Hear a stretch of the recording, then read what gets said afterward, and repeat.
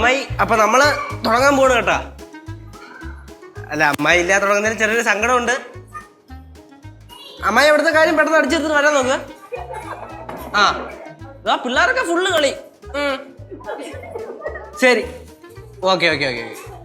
ആ സമയം ആ ശരി അമ്മായി. ലച്ചേ നമുക്ക് മകളെ ചക്കരടാ ഒരു 2 ഇഞ്ച് കടാ തുടങ്ങട്ടെ. തുടങ്ങാം. അപ്പൊ പാരന്റ്സ് ഒക്കെ ഉള്ള സ്ഥലത്ത് അഡ്ജസ്റ്റ് ചെയ്ത് നിക്കാം. നമുക്ക് ഐശ്വര്യമായിട്ട് നമ്മുടെ ഇനോഗ്രേഷൻ ചെയ്യാം. കത്രിക എവിടെയാടാ? കത്രിക കത്രിക. ഓക്കെ അമ്മമ്മേ നമുക്ക് ഐശ്വര്യമായിട്ട് തുടങ്ങാം.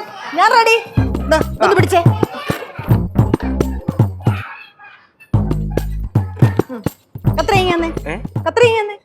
എന്തിന് നാട മുറിക്കണ്ടേ? ഞാനല്ലേ ഉദ്ഘാടനം ചെയ്യുന്നേ. എന്താ? ഞാനല്ലേ ഉദ്ഘാടനം ചെയ്യുന്നേന്ന്. ഞാനല്ല ഉദ്ഘാടനം ചെയ്യുന്നത്. സർപ്രൈസ് ഉണ്ടെന്ന് പറഞ്ഞിട്ട് സർപ്രൈസ് ഇരിക്കമ്മാ. ലച്ചു ഒരുമാതിരി തോന്നിവാസം കാണിക്കരുത് കേട്ടോ. ഞാൻ എന്ത് തോന്നിവാസം കാണിച്ച്?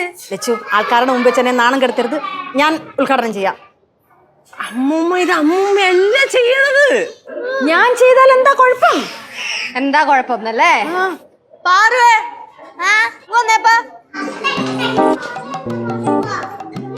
മോന്റെ മിഠായിക്കട ആരെ ഉദ്ഘാടനം ചെയ്ത്? അമ്മമ്മ.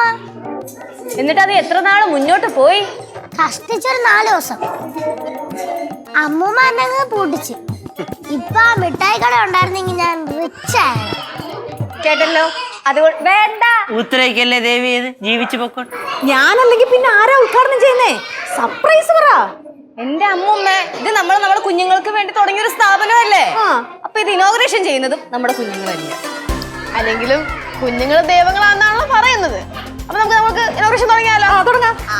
മക്കളെ ഇനോഗ്രേഷൻ ചെയ്യാം. പാർക്ക് ചെയ്തിട്ട് വന്നേ.